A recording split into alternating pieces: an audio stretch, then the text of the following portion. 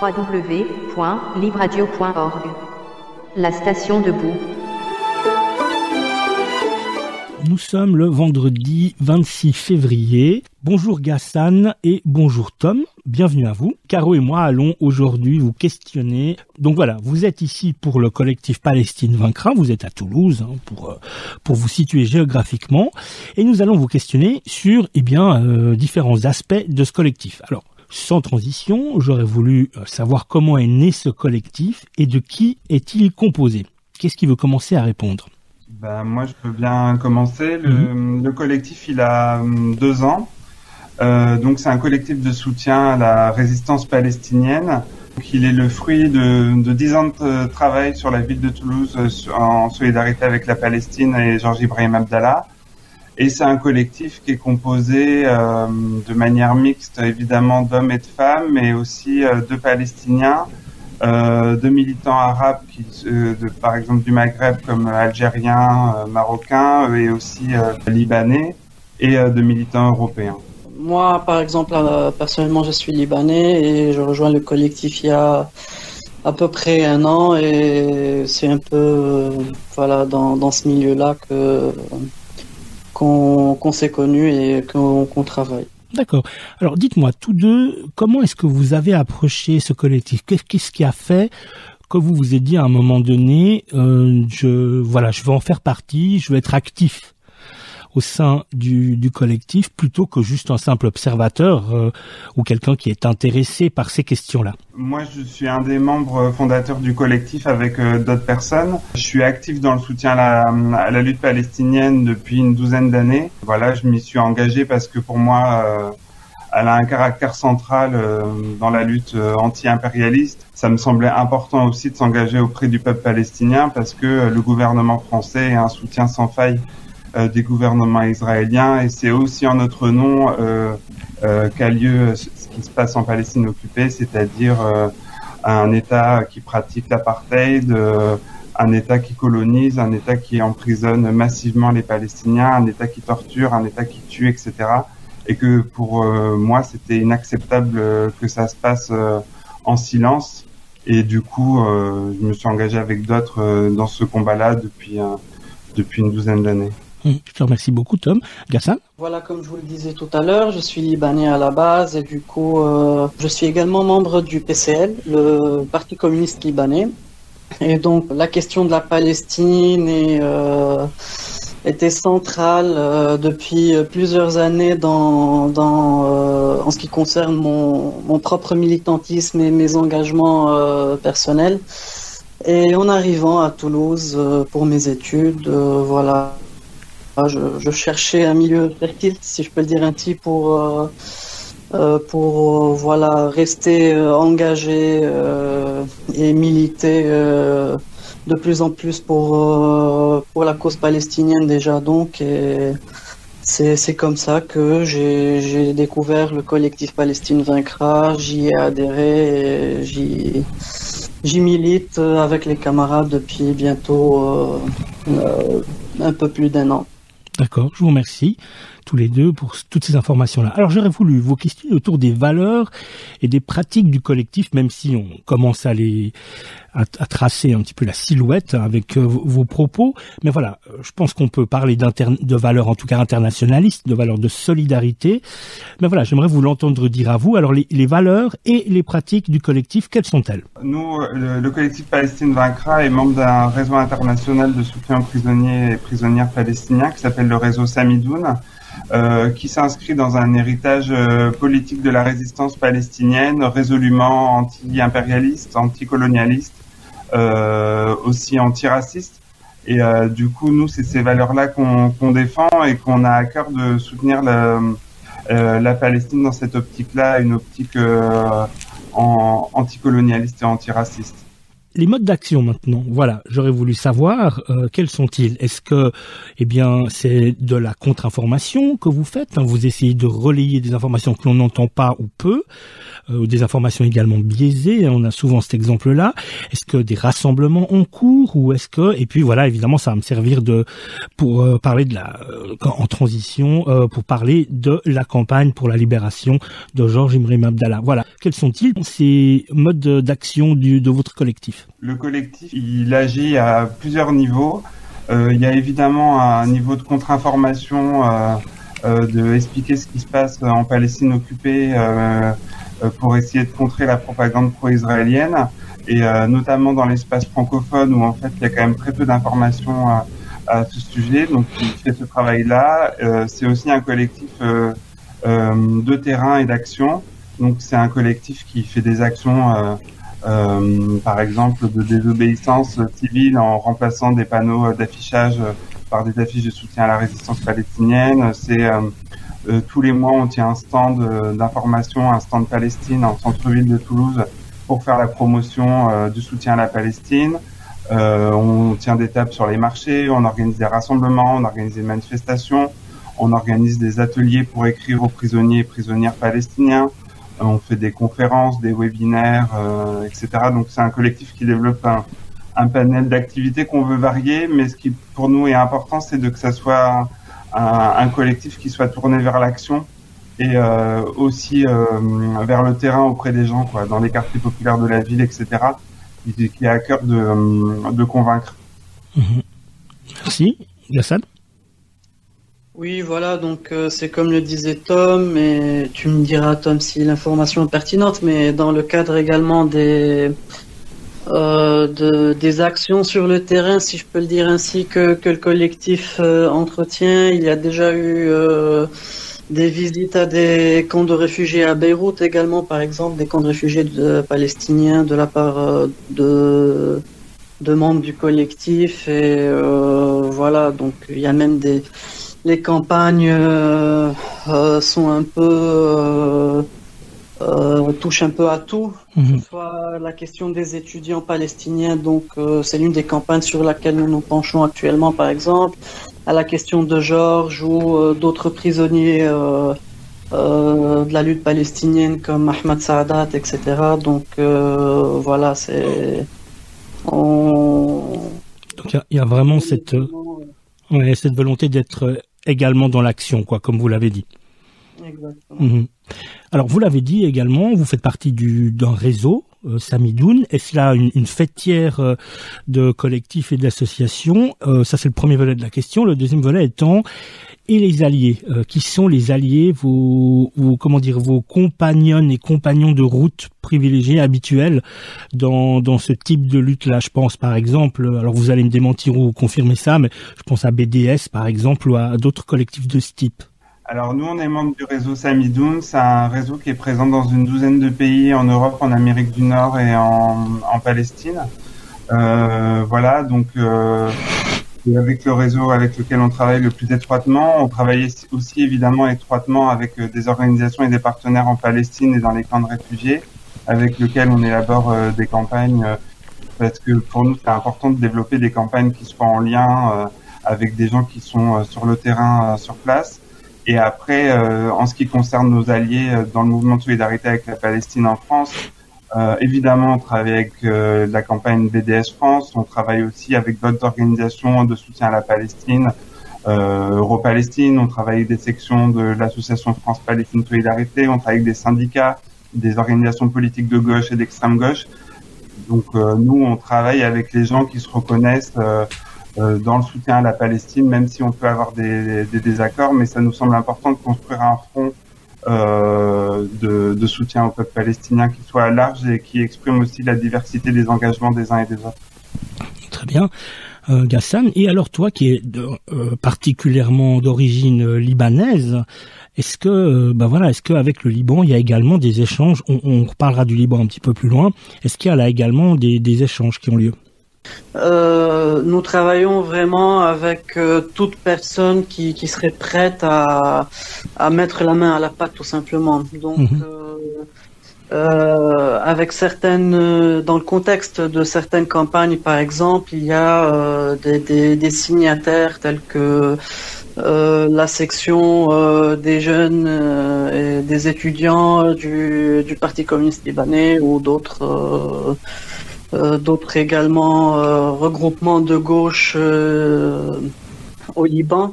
Et voilà, ça reste vraiment dans le cadre des campagnes que nous menons. Chacun est vraiment invité à se joindre à nous, que ce soit parfois même symboliquement, peut-être qu'en signant, mais toujours aussi par l'action, bien évidemment. Très bien, merci beaucoup pour cette première partie. Nous allons maintenant aborder la partie plus spécifiquement sur Georges Ibrahim Abdallah et la campagne pour sa libération. Georges Ibrahim Abdallah, le combat d'une vie.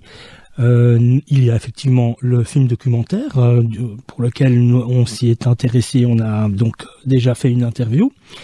J'aurais voulu savoir de quelle manière, comment est-ce que vous avez rencontré cette figure de l'engagement radical? Est-ce que c'est, voilà, par le récit d'autrui, par des lectures engagées, par une volonté d'aller, voilà, de solidarité, voilà. De quelle manière est-ce que vous vous êtes approché de cette figure qu'est Georges Ibrahim Abdallah. Donc, et ensuite, je vous demanderai quelle est sa situation, mais effectivement, rapidement, un prisonnier politique depuis plus de 35 ans maintenant en France, dans le sud de la France. Mais voilà, j'aurais voulu d'abord savoir comment est-ce que vous avez approché ce personnage. Moi, je l'ai approché parce que j'ai commencé ma politisation dans le cadre du mouvement contre le CPE, un mouvement étudiant en 2006. Et j'étais à l'université et dans l'université dans laquelle j'étais, il y avait des dépliants qui faisaient la promotion de la libération de Georges Ibrahim Abdallah dans un local d'un syndicat étudiant. Voilà, et c'est comme ça que j'ai connu Georges Ibrahim Abdallah et le combat qu'il représente. Et progressivement, après, je me suis engagé dans la campagne de soutien à partir de 2009. Gassan ? Le personnage de Georges a vraiment joué un grand rôle en ce qui concerne mon engagement militant, parce que c'est vraiment par le biais de ce personnage que j'ai découvert un peu le Parti communiste libanais, que je m'y suis engagé, qu'avec le temps j'ai commencé à militer de plus en plus en ce qui concerne la question palestinienne. Donc il fut en quelque sorte une porte d'entrée pour moi sur la scène militante libanaise, et puis après, bien évidemment, en Europe, après mon arrivée. Présentez-nous le personnage, le combattant, qui est Georges Ibrahim Abdallah, qui est emprisonné depuis plus de 35 ans en France. Donc Georges Ibrahim Abdallah, c'est un communiste libanais qui est né en 1951 et dès l'âge de 20 ans s'est engagé auprès de la résistance palestinienne, celle du Front populaire de libération de la Palestine, pour lutter contre l'occupation israélienne. Donc Georges Abdallah, il s'est engagé donc auprès de la résistance armée, a combattu les invasions successives israéliennes au Liban, celle de 1978 et celle de 1982. Et c'est dans le cadre de cet engagement politique-là que, dans la tradition politique de Wadi Haddad, une personnalité du Front populaire de libération de la Palestine, il a cofondé avec d'autres militants révolutionnaires libanais les fractions armées révolutionnaires libanaises, qui ont décidé d'exporter le terrain d'affrontement qui avait lieu sur les terres libanaises directement chez les commanditaires, donc dans les pays européens impérialistes. Et cette organisation a revendiqué les exécutions d'un dirigeant de la CIA, donc le service secret américain, et d'un dirigeant du Mossad, des services secrets israéliens, dans le cadre de la guerre contre Israël. Merci. Kassam, tu vas ajouter quelque chose ou pour toi c'est ok comme ça? C'est parfait, c'est juste vraiment aussi pour dire que Georges, même derrière les barreaux, demeure jusqu'à maintenant actif, si on peut le dire ainsi, dans son soutien et en ce qui concerne ses positions inchangées depuis toutes ces décennies. Oui, on va revenir quasiment tout de suite dessus. Avant ça, j'aurais voulu encore vous questionner sur justement de quelle manière est-ce que chez Georges Ibrahim Abdallah, comment naît son engagement auquel effectivement il ne renoncera plus. On va le dire qu'effectivement depuis sa prison, eh bien il n'a jamais cessé de continuer son engagement, notamment par des grèves de la faim, plusieurs, également par la plateforme du 19 juin 1999, mais on en reparlera juste après. Mais voilà, si je me trompe pas, c'est un Libanais maronite. Oui.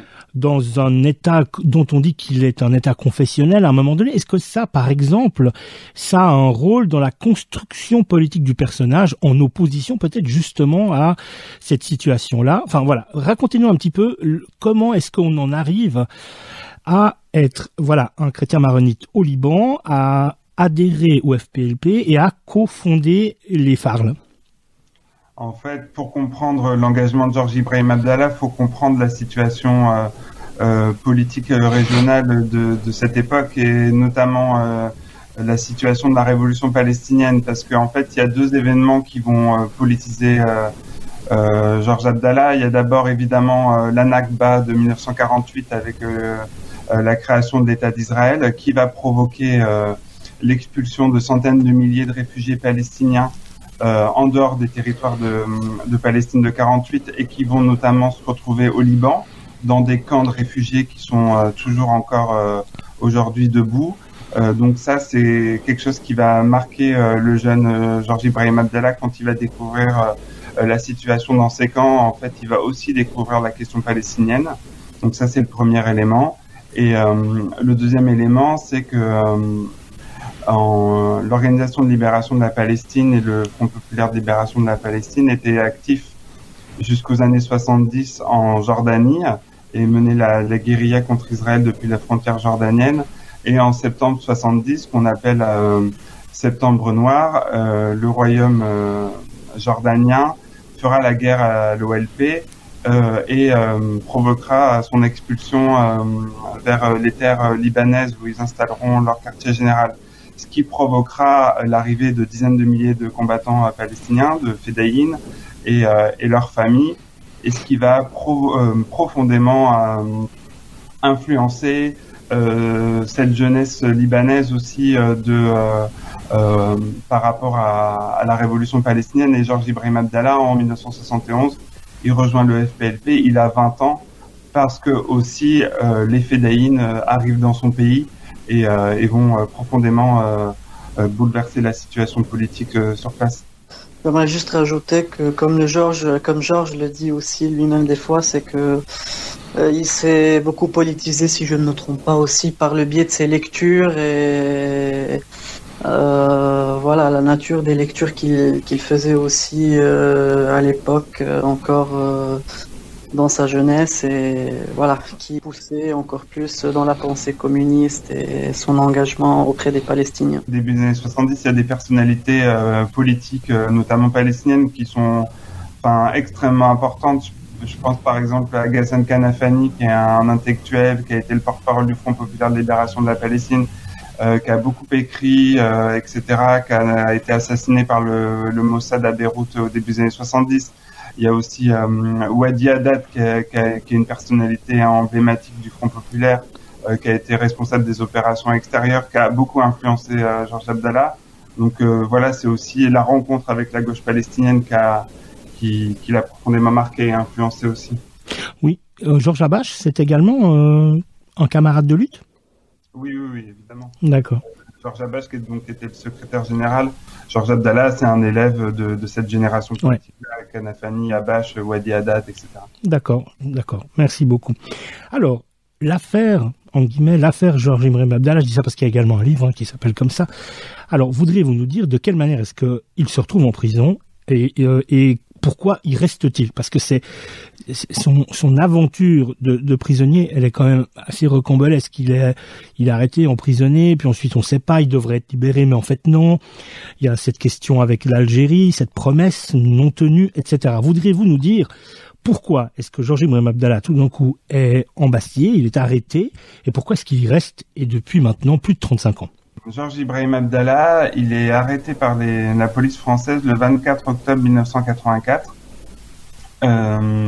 pour détention de vrais faux papiers, c'est-à-dire des vrais papiers délivrés à Georges Abdallah par le gouvernement algérien, mais sous une fausse identité. En France, à cette époque, détention de vrais faux papiers, c'est quelques mois de prison tout au plus. Donc voilà, il est maintenu en prison. Et il est condamné une première fois en 1986 à 4 ans de prison. Finalement, il est maintenu en détention parce que les services de renseignement découvrent qu'en fait, c'est une personnalité importante de la résistance palestinienne. Et il sera rejugé en 1987 par une cour d'assises suite à la découverte dans un appartement qu'il louait d'une arme qui aurait servi aux exécutions politiques donc de Charles Ray et Yaakov Marsimantov, donc des membres de services secrets américains et israéliens, revendiqués par donc les FAR, les fractions armées révolutionnaires libanaises. Donc en 87, il se fait juger dans ce cadre-là, suite à une pression et un montage politico-médiatique autour d'attentats qui n'ont rien à voir avec Georges Ibrahim Abdallah et qui sont liés à une autre affaire proche de l'Iran. Le procureur demande 10 ans de prison. Finalement, Georges Ibrahim Abdallah sera condamné à la perpétuité. Il a été prouvé, par exemple, que Reagan a fait pression directement auprès de Mitterrand par rapport au réquisitoire du procureur qui jugeait trop clément. Et donc voilà. Et un autre élément qui est important de comprendre, c'est que à cette époque, son avocat, Jean-Paul Mazurier, il a révélé quelques mois après le rendu du procès qu'il était en fait un agent des services de renseignement français et qu'il avait trahi son client.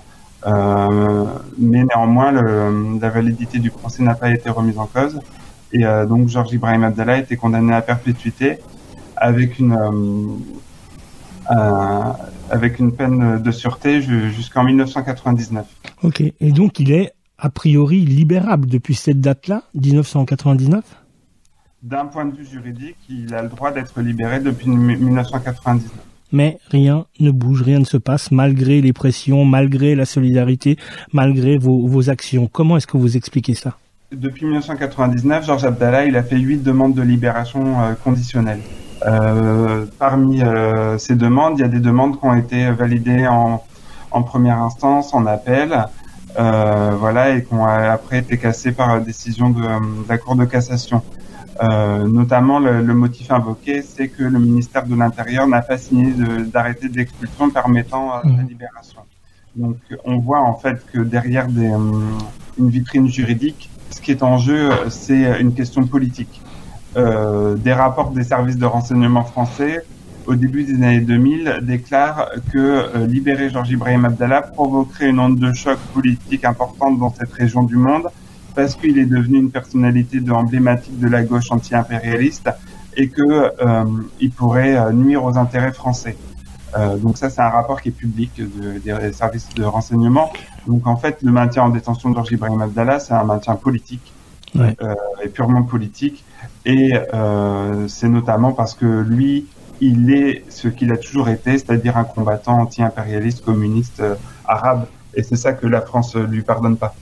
Qu'est-ce que ça signifie pour lui de continuer le combat depuis la prison ? Quand on est un prisonnier révolutionnaire, ce qui est important, c'est en détention d'être toujours un sujet révolutionnaire. Donc, le Georges Ibrahim Abdallah, malgré les plusieurs décennies d'emprisonnement, il demeure un combattant de la résistance palestinienne, un combattant communiste libanais. Et en concret, ça veut dire être très au fait de l'actualité politique mondiale, par exemple. De lire des journaux, de lire des livres, de se cultiver, de s'informer, etc.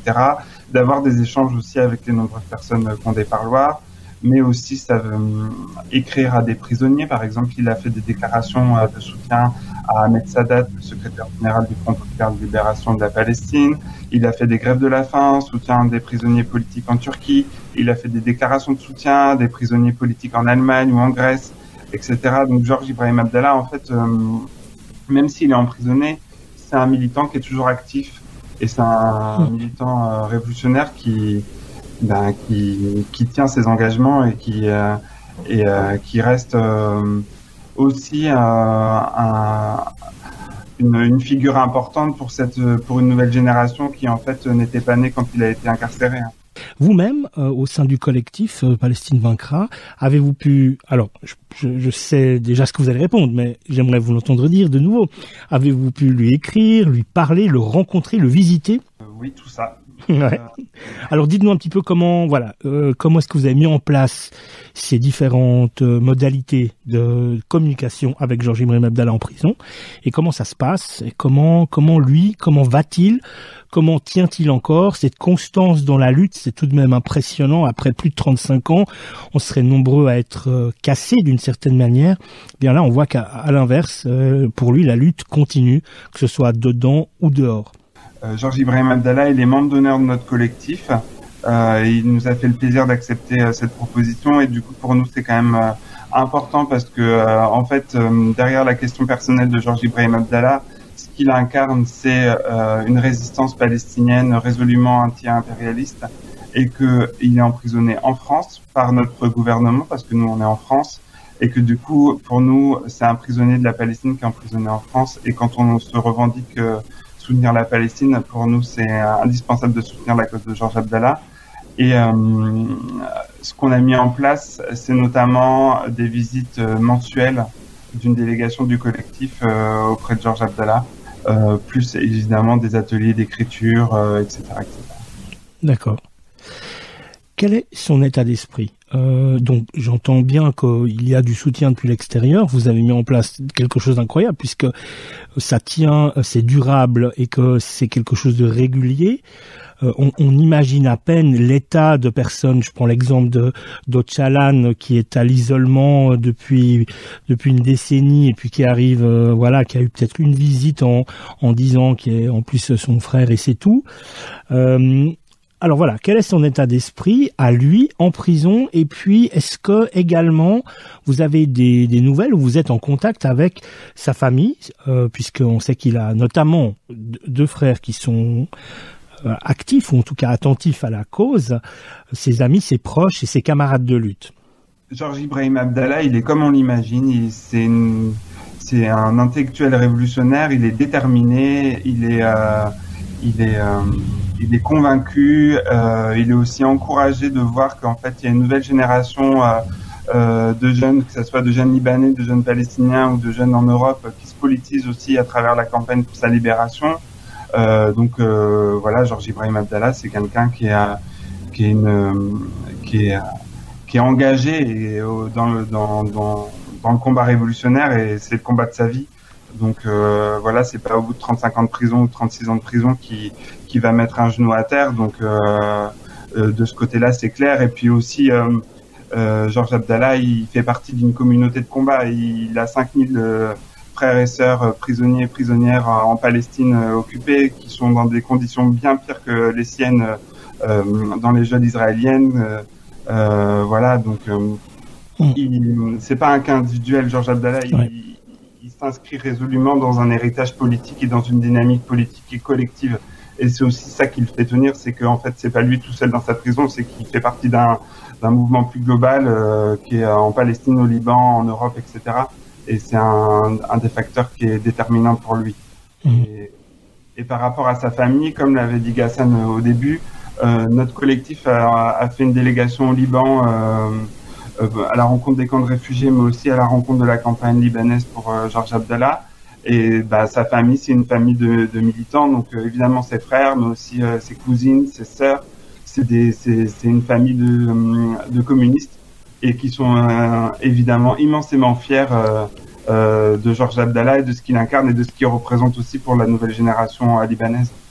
Alors, j'aurais voulu avoir votre point de vue d'observateur privilégié concernant la situation des pays, la situation institutionnelle de la France et du Liban. On l'a dit, c'est un contenu éminemment politique, et c'est ce qui a conduit jusqu'à présent à ce qu'on n'entre pas en matière sur la libération, alors qu'il est libérable, Georges Ibrahim Abdallah. eh bien, voilà, les gouvernements se sont succédés, des élections présidentielles vont arriver. Est-ce que du point de vue de la France, vous pensez que quelque chose pourrait être mobilisé à ce moment-là? Et j'aurais voulu avoir également votre vue sur le Liban. Qu'en est-il au Liban? Là aussi, on l'a vu récemment, il y a eu quand même des troubles assez importants. Est-ce que des choses bougent qui pourraient infléchir sur la situation de Georges Ibrahim Abdallah? Bon, déjà, Tom le redira, mais en ce qui concerne la France, les positions sont là, inchangées. Et comme il a dit tout à l'heure, il y a même des rapports secrets, etc., qui jouent dans tout cela, sans oublier un certain rapport de force également qui fait intervenir tant les États-Unis d'Amérique que l'État, l'entité israélienne. Du coup, tout ça, ça joue. Et en ce qui concerne le Liban également, ça rentre un peu dans toute cette dynamique des rapports de force. Un tout petit pays comme ça se revendique bien évidemment d'un soutien à Georges, vu que voilà, c'est un citoyen libanais, etc. Mais le rapport de force, la dynamique de tous ces jeux diplomatico-politiques fait que le Liban déjà lui-même ne se positionne pas plus clairement ou plus, de manière plus engagée au niveau des pourparlers diplomatiquement pour sa libération. Et donc voilà, il y a un certain consensus du fait qu'on soutient Georges, on peut rien faire pour lui, et au niveau diplomatique et étatique libanais en tout cas. D'accord, merci beaucoup. Et du côté de la France? Du côté de la France, ça fait 35 ans qu'on a vu défiler des gouvernements de droite et de gauche, de Mitterrand à Chirac en passant par Sarkozy et Hollande, et qu'en fait la France, elle défend ses intérêts. La France, c'est une puissance impérialiste qui est influente dans cette région du monde, et en particulier au Liban. On a vu l'attitude de Macron profondément coloniale suite au drame du port de Beyrouth, où il est venu en conquérant dans les rues de Beyrouth. Voilà, donc la France est une puissance impérialiste, c'est une puissance néocoloniale, et elle maintient Georges Abdallah parce que, en fait, il refuse de céder au chantage, au reniement qu'on veut lui imposer. Ce que la France demande à Georges Ibrahim Abdallah, c'est qu'il dise je regrette, je m'excuse et je ne recommencerai pas. Sauf qu'en fait, Georges Ibrahim Abdallah, ce qu'il dit, c'est qu'il ne regrette pas, qu'il ne s'excuse pas, et que c'est un combattant de la résistance. Donc pour nous, il n'y a rien à attendre au niveau du gouvernement français. Pour nous, la solution, elle est politique, dans le sens où, en fait, c'est un rapport de force politique populaire qui fera qu'il sera libéré. Et dans l'histoire des mouvements pour les prisonniers révolutionnaires, que ce soit Angela Davis, Nelson Mandela ou les prisonniers palestiniens, en fait, à chaque fois, ce qui a été déterminant, c'est la situation du mouvement de solidarité, c'est pas l'attitude de tel ou tel gouvernement. Ouais, effectivement, c'est la société civile qui, à un moment donné, en faisant pression, parvient à ce qu'on libère ces figures révolutionnaires. Qu'en pensez-vous? Alors, de votre point de vue, de nouveau, la même question, mais non plus concernant les gouvernements et les institutions, mais la société civile. Est-ce qu'on sent au Liban, au sein des populations, un réel soutien concernant Georges Ibrahim Abdallah pour sa libération dans les différentes couches populaires, que ce soit les travailleuses et les travailleurs, mais également les étudiantes et les étudiants, et encore d'autres couches, d'autres strates. Et la même question pour la France. Voilà, au sein des populations civiles, est-ce que vous sentez que votre action elle a prise, et puis que les gens veulent la libération de Georges Ibrahim Abdallah, ou est-ce que c'est quelque chose encore, est-ce que c'est un travail de longue haleine encore? En ce qui concerne le Liban, en tout cas, il est sûr que la figure de Georges a toujours été une figure omniprésente, sans surexagérer la chose non plus. Mais voilà, c'est un nom connu que tout le monde, tout le monde en a entendu parler. Et dernièrement, surtout avec les derniers mouvements sociaux et politiques que le Liban commence à connaître, il y a un certain renouveau, notamment au sein de la jeunesse, sur les campus universitaires, un renouveau qui fait que des figures telles que celle de Georges reviennent de plus en plus sur la scène militante libanaise. Et voilà, en tout cas, c'est sûr qu'il reste, comme je le disais au début, en ce qui concerne mon engagement militant personnel, Georges fut vraiment la porte d'entrée en ce qui me concerne vers ce milieu militant. Donc, c'est sûr qu'il reste une figure assez importante, surtout au niveau de la gauche libanaise. Surtout au niveau des supports et des supports pro-palestiniens, si on peut le dire, sur la scène politique libanaise, qui parfois n'arrivent pas à se retrouver politiquement, mais que Georges, par exemple, constitue un point de convergence, par exemple. C'est une figure qui fédère autour de lui plusieurs forces, tant de gauche que de la résistance armée ou non au Liban, en ce qui concerne le soutien à la Palestine notamment. Et c'est ce qui fait de lui un point de rencontre essentiel entre toutes ces générations, tous ces courants politiques, tous ces mouvements militants, et qu'il arrive encore 36 ans après son incarcération à fédérer tant de personnes aux profils tellement différents. Et je pense qu'en France également, Tom en dira peut-être plus, mais c'est sûr que il devient une figure de plus en plus importante, essentielle, notamment au sein des groupes, des collectifs et des soutiens pro-palestiniens. Il y a peut-être une dizaine d'années, on n'entendait pas tant parler de Georges que ça, alors que maintenant, son nom devient de plus en plus un peu automatiquement rattaché à la cause palestinienne. Les collectifs et les mouvements pro-palestiniens en France s'engagent de plus en plus sur la personne de Georges, commence à porter son combat. Je pense même que cela se voit durant les rassemblements à Lannemezan annuellement pour sa libération. Il y a de plus en plus de collectifs et d'organisations qui y participent. Et donc je pense qu'il joue bien son rôle de figure qui fédère politiquement autour de la question de la Palestine, tant en France qu'au Liban au final. Ouais, et ça, c'est également le fruit du travail que vous menez depuis toutes ces années. En effet. Tom, veux-tu ajouter quelque chose? Non, oui, enfin, la campagne de soutien à Georges Abdallah, en fait, donc elle existe depuis le début des années 2000. Elle était au début constituée autour d'un noyau de militants sur la question de la défense des prisonniers révolutionnaire.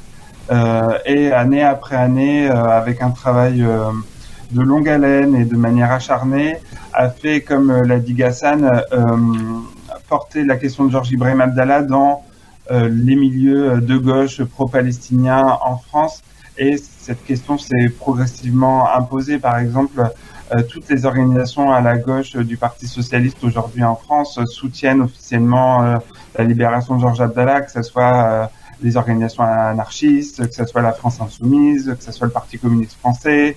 Par exemple, le lien est fait et il est profond et fort entre maintenant le mouvement de solidarité avec la Palestine en France et la figure de Georges Ibrahim Abdallah. Nous, par exemple, à Toulouse, la campagne de soutien, ça fait plus de 10 ans qu'on travaille régulièrement sur la défense de Georges Abdallah. Et en fait, maintenant, à Toulouse, c'est une figure qui est de plus en plus connue, y compris par des gens qui ne sont pas militants. Pour nous, c'est ça qui est important, c'est qu'en fait, Maintenant, c'est devenu de plus en plus une personnalité connue, reconnue et qui aussi incarne un scandale d'État, une vengeance d'État dans un pays qui se revendique le pays des droits de l'homme. Donc il y a aussi, c'est aussi un vecteur de politisation et aussi de compréhension de la nature de c'est quoi la France en fait aujourd'hui. Très bien. D'ores et déjà, je vous remercie beaucoup, Ghassan et Tom, d'avoir pris tout ce temps pour nous donner toutes ces informations-là. On arrive doucement au terme de cet entretien. J'ai encore 2-3 questions, mais je voulais, Caro, te donner la parole si tu avais des questions. Ouais, j'ai juste une question, parce que les États-Unis sont vraiment contre la libération de Georges Ibrahim Abdallah. Pourquoi? Et puis, pourquoi est-ce que la France, elle cède à la pression américaine? Les États-Unis sont vraiment contre parce que les FAR, les fractions armées révolutionnaires libanaises, ont revendiqué l'exécution d'un membre de la CIA. Donc voilà, les États-Unis ils défendent leurs militaires, leurs soldats, leurs agents des services de renseignement, et aussi parce que comme la France, les États-Unis sont une puissance impérialiste qui intervient dans cette région, qui sont des soutiens sans faille d'Israël. Mais nous, par contre, on ne pense pas que la France cède aux pressions américaines. Il y a des pressions américaines, mais la France, elle défend son propre agenda politique. Et en fait, sur la question du maintien en détention de Georges Abdallah, il y a des intérêts convergents entre les États-Unis et la France, parce que ce sont deux puissances impérialistes profondément anti-palestiniennes, anti-mouvement populaire dans le monde arabe. Donc souvent, il y a cette question en fait de la France céderait aux pressions américaines. Mais nous, on pense au contraire qu'en fait, il y a des intérêts convergents entre ces deux puissances. Alors, une question pour prolonger ce que vient de dire Caro. Y a-t-il, en tout cas, connaissez-vous, avez-vous eu vent de collectifs similaires aux vôtres qui seraient aux États-Unis ou alors en Israël? Le réseau Samidoun est présent aux États-Unis, par exemple. Donc, et il y a diverses organisations de soutien à la Palestine qui sont présentes aux États-Unis, en Amérique du Nord. Et il y a déjà eu des initiatives, par exemple à New York, il y a eu plusieurs fois des rassemblements devant le consulat français. Ça a été aussi le cas au Canada. Donc voilà, il y a des initiatives qui existent. Mais il y a un enjeu aussi politique dans le monde anglophone à faire que la figure de Georges elle soit de plus en plus connue. Et pour ce qui concerne Israël, il y a des organisations en Palestine occupée, notamment des organisations palestiniennes sur les territoires de 48.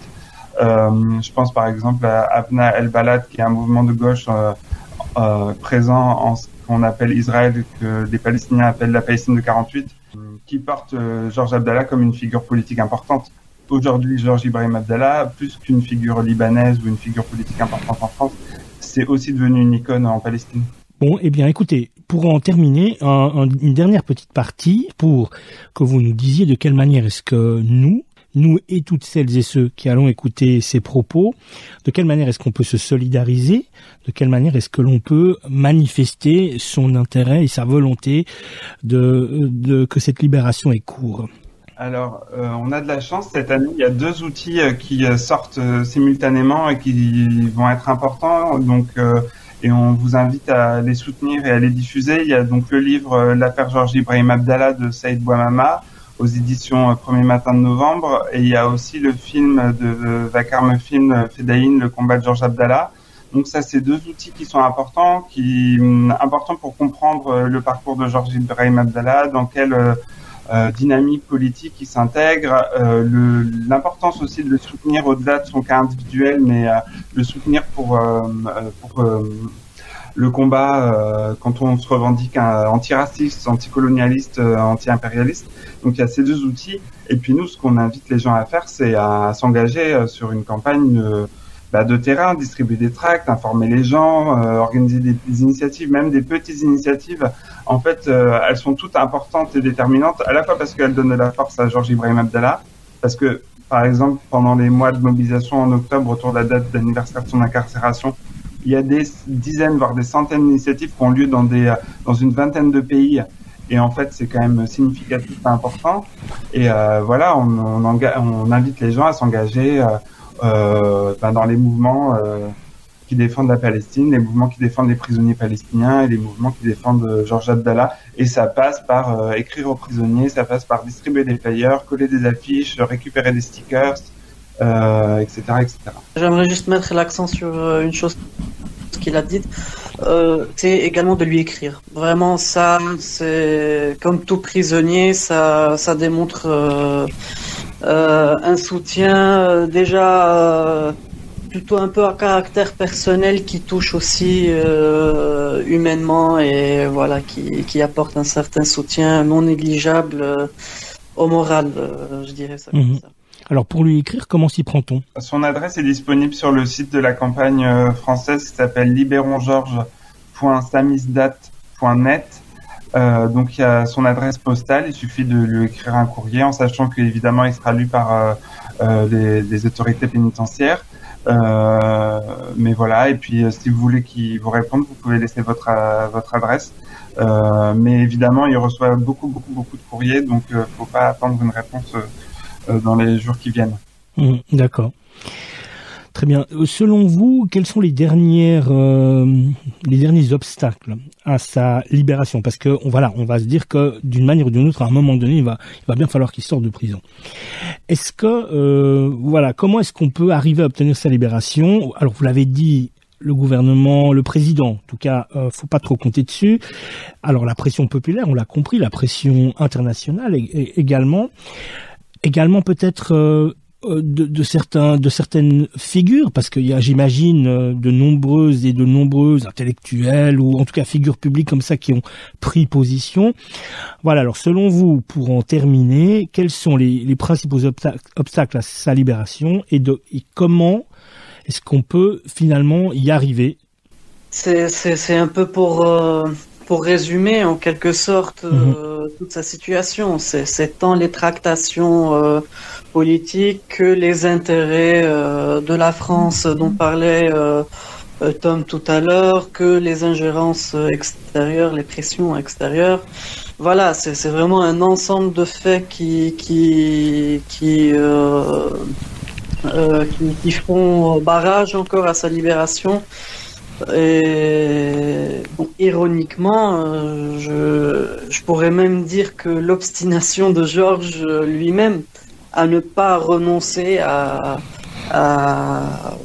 rester clair et net sur ses positions, parce qu'il, comme il le dit, je ne regrette rien, je n'accepte aucun compromis et je continuerai à résister.